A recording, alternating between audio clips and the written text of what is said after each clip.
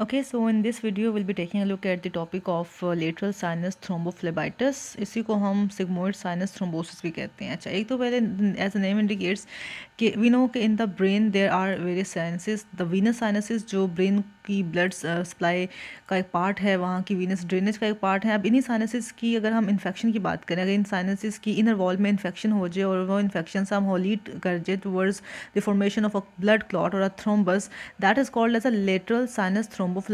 ठीक है, thrombo means कि क्लॉट फॉर्मेशन हो रही है, फ्लेबाइटिस मीन्स कि जो वेन्स हैं उनके इनर लाइनिंग की इन्फ्लेमेशन है, इन्फेक्शन है, और अगर लेटरल साइनस को ये इन्वॉल्व करेगा that will be called as lateral sinus thrombophlebitis.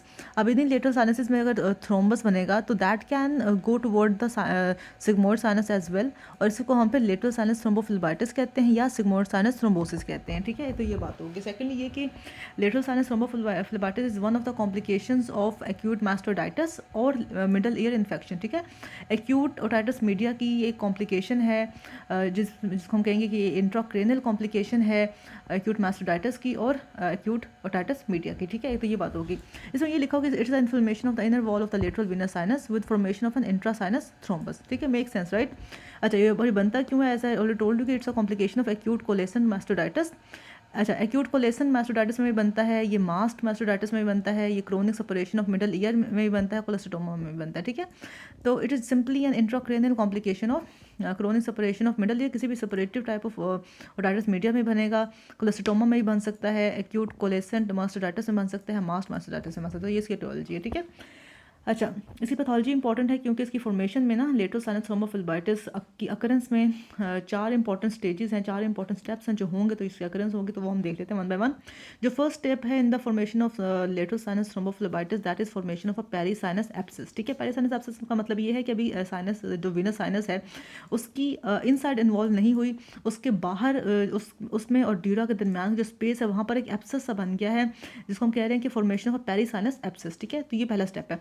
इसमें ये हो रहा है कि abscess forms in relation to the outer dural wall of the sinus. ठीक है, overlying bony dural plate may have been destroyed by the collagen bony erosion or macrostoma. Sometimes it remains intact when the root of infection was thrombophlebitic process. तो हम ये कह रहे हैं कि हुआ ये कि फॉर एग्जांपल अगर ये स्कल है, ठीक है, और इसके अंदर हमारी ड्यूरल वीनस साइनसेस पड़ी हुई है, इसके ऊपर डेफिनेटली एक ड्यूरा की लेयर होती है. ठीक है, अच्छा, और ऊपर एक बोनी प्लेट भी होती है. अब अगर ये इन्फेक्शन फॉर एग्जांपल यहाँ पे मास्टर्ड बोन थी, ठीक है, एक्यूट मास्टरडाइटिस था, मास्टरडाइटिस से ने ब्रीच किया इस एरिया को, definitely spreads right because it's a bacterial infection right. Mastocytosis is a bacterial infection. तो ये स्प्रेड किया इसने, जो बोनी प्लेट थी उसको इरोड के नीचे जो ड्यूरा पड़ी थी उसके ऊपर इसने आकर एक एब्सेस बना दिया. ठीक है, लेकिन अभी खाली ड्यूरा के लेवल तक, अभी इसने साइनस को ब्रीच नहीं किया है. एक बात तो ये. ठीक है, सेकेंडली ये जो हमारे कोलेसेंट बोनी इरोजन है एज इन केस ऑफ मास्टरडाइटिस या कोलेस्टोमा है, उसने क्या किया है, उसने ओवरलाइंग जो बोनी ड्यूरल प्लेट थी उसको ब्रीच किया है और वहाँ पर उसने एक एब्सेस बना दी. लेकिन समटाइम्स हमें ये बोनी प्लेट को ब्रीच करने की जरूरत नहीं पड़ती. समटाइम्स जो थ्रोम्बोफ्लेबाइटिस है वो by the way of veins he spread कर रहा होता है, तो उस केस में फिर ये बोनी प्लेट इंटैक्ट रहेगी. ठीक है, अच्छा, सेकेंड स्टेप होता है, तो पहला स्टेप है फॉर्मेशन ऑफ पेरीसाइनस एब्सेस. एक तो ये बात होगी. जो सेकंड स्टेप है वो क्या है वो देख लेते हैं. That is the एंडोफ्लेबाइटिस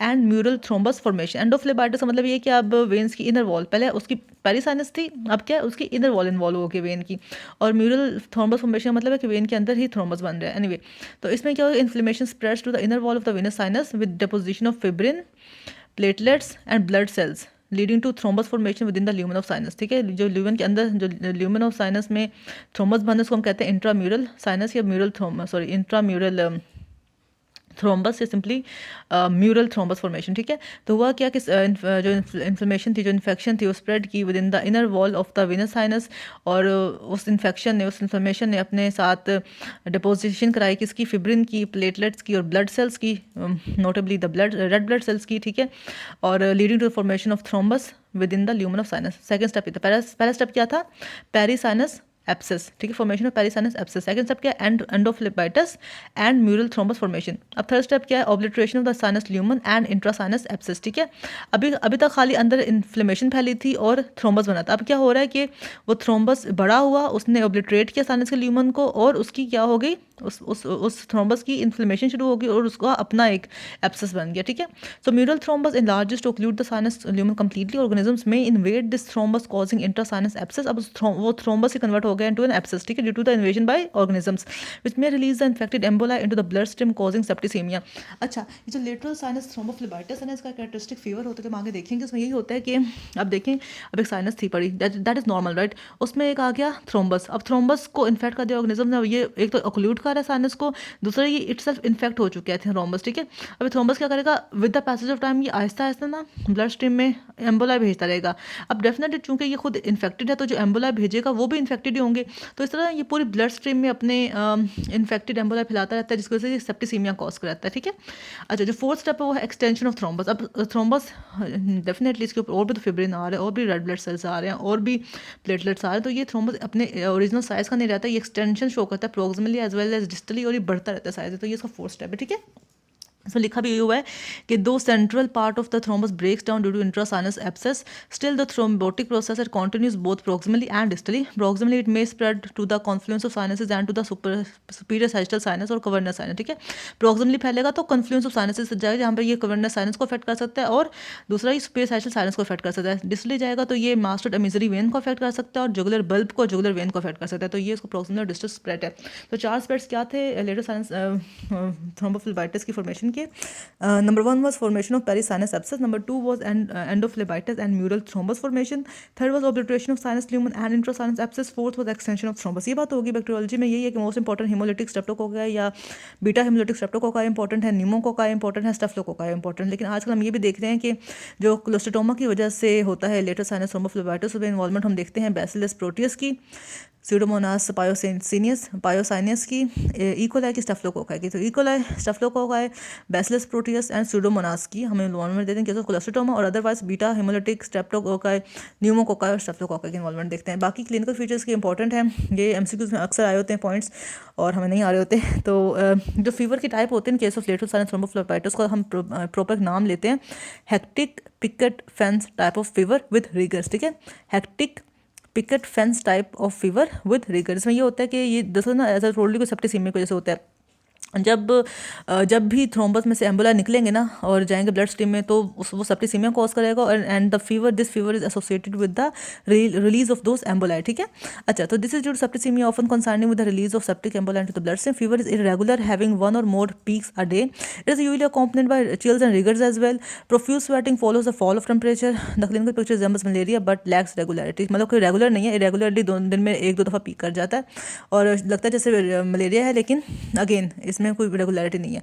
In between the bouts of fever, the patient is alert with the sense of well-being. Patient receiving antibiotics may not have this type of fever, क्योंकि उसमें डेफिनेटली वो जो इन्फेक्शन हुई हुई है थ्रोम्बस की वो उतनी नहीं होगी, तो उसमें ऊपर वो एम्बुलाई और सेप्टिसीमिया नहीं होगा, ठीक है। सेकंड जो कंप्लेन करता है पेशेंट, एक तो इस टाइप की फीवर की और रिगर्स की कंप्लेन करता है, सेकेंडली वो हेडेक की कंप्लेन करेगा। और अर्ली स्टेज में हेडेक इसलिए होता है क्योंकि पेरिसाइनस एब्सेस पड़ा होगा, और डेफिनेटली वो प्रेशर डाल रहा होता है, उसकी वजह से हेडेक होता है, और वो माइल्ड होता है। जो लेटर स्टेजेस में हेडेक होता है वो ड्यू टू इंट्राक्रेनियल प्रेशर के ज़्यादा होने की वजह से होता है, और वो due to venous obstruction. Later stage में वीनस ऑब्स्ट्रक्शन हो जाती है ना, तब इंट्राक्रेनियल प्रेशर राइज करे, उससे हेडेक होगा। स्टार्ट में बस पेरिसाइनस एब्सेस और कंप्रेशनिंग वजह हेडेक था। तो पहला कंप्लेन होगी इसमें फीवर की, रिगर्स की, सेकंड कंप्लेन होगी हेडेक की, थर्ड जो कंप्लेन होगी वो होगी प्रोग्रेसिव अनीमिया की एंड इमेसिएशन की। Definitely as you can see, जब बॉडी में एक थ्रोम्बस जगह बना हुआ है और वो बढ़ता ही जा रहा है साइज में, तो वो अपने साथ रेड ब्लड सेल्स को उसमें इंट्रैप कर रहे हैं थ्रोम्बस में, ठीक है। तो रेड ब्लड सेल्स तो जा रहे हैं ना बॉडी से, वो मतलब सर्कुलेशन में तो नहीं है, तो पेशेंट में एनीमिया डेवलप होता है, प्रोग्रेसिव एनीमिया और इमेसिएशन, मतलब कि वीकनेस डेवलप होती है। Fourth sign is Griesinger sign. अब ग्रिसिंगर साइन क्या होता है, ये एमसीक्यू में अक्सर आया होता है। It is simply oedema over the posterior part of mastoid bone. और ये एडीमा क्यों अपीयर होता है, due to on the posterior part of mastoid bone due to the thrombosis of the mastoid emissary vein. मैंने आपको बताया था कि जब ये हमारा जो थ्रोम्बस होता है, अगर ये एक्सटेंड कर जाए प्रोक्सिमली था या डिस्टली था, डिस्टली, जब डिस्टली स्प्रेड करता है तो ये मास्टर्ड एमिजरी वेन को इन्वॉल्व करता है, और वहाँ पे डेफिनेटली क्योंकि ड्रेनेज नहीं होता फिर मास्टर्ड प्रोसेस से रिलेटेड एरियाज़ का, तो वहाँ पर क्या होता है कि एडीमा डेवलप हो जाता है पोस्टीरियर पार्ट ऑफ मास्टर्ड में, तो that is called as Griesinger sign, ठीक है। That indicates that there is a thrombosis of the mastoid emissary vein. अच्छा, पांचवा साइन है पेप्लिडेमा। पेप्लिडेमा तब होता है जब कवर्नस साइनस की इन्वॉल्वमेंट हो जाए, ठीक है। और एक तो हाँ, एक तो कम्युनल मतलब ये तब होता है पेप्टिडेमा जब ना जो थ्रोम्बस है वो प्रॉक्सिमली स्प्रेड करना शुरू हो जाए। एक तो डिस्टल स्प्रेड है ना मैस्टोडा मेजरी वेन की तरफ, एक होता proximal spread towards superficial sinus, cavernous sinus and the related sinuses. तो पेप्टिडेमा उसी की कंप्लेंट होती है। तो इसकी प्रेजेंस डिपेंड करती है on the obstruction to venous drainage. It is often seen when the right sigmoid sinus which is larger than the left is thrombosed, or when the clot extends to the superficial sinus. Fundus may show the blurring of disc margin, retinal hemorrhages or dilated veins. Fundus changes may be absent when collateral circulation good. तो हमने कहा कि जो major हमारा sinus है ना, अगर हम बात करें सिग्मोइड साइनस की, तो वो राइट वाला इंपॉर्टेंट है, ठीक है। अगर राइट वाला ऑक्लूड होता है तो ज़्यादा सिम्टम्स आएंगे, लेफ्ट वाला होता है तो इतने सिम्टम्स नहीं आएंगे। और यही है कि अगर मतलब प्रोक्सिमली स्प्रेड करता करता सुपीरियर साइनस तक पहुंच जाए या सिग्मोइड साइनस को इन्वॉल्व करे तो पेप्टिडेमा कंप्लेन आती है। इसमें ये होता है ब्लरिंग ऑफ डिस्क मार्जिन होगी, रेटिनल हेमरेजेस होंगी और डायलेटरी वेन्स बनेंगे, तो पेप्टिडेमा की भी कंप्लेन आ सकती है, ठीक है। देन एक इंपॉर्टेंट टेस्ट है that is called as a Tobey Ayer test. Tobey Ayer test में यही है कि हम रिकॉर्ड करते हैं CSF प्रेशर, ठीक है, यूजिंग अ मैनोमीटर, और हम ये देखते हैं कि जब हम दोनों जुगुलर बल्ब्स को कंप्रेस कर रहे हैं इन द नेक तो उसको CSF प्रेशर पे क्या फ़र्क पड़ रहा है, ठीक है।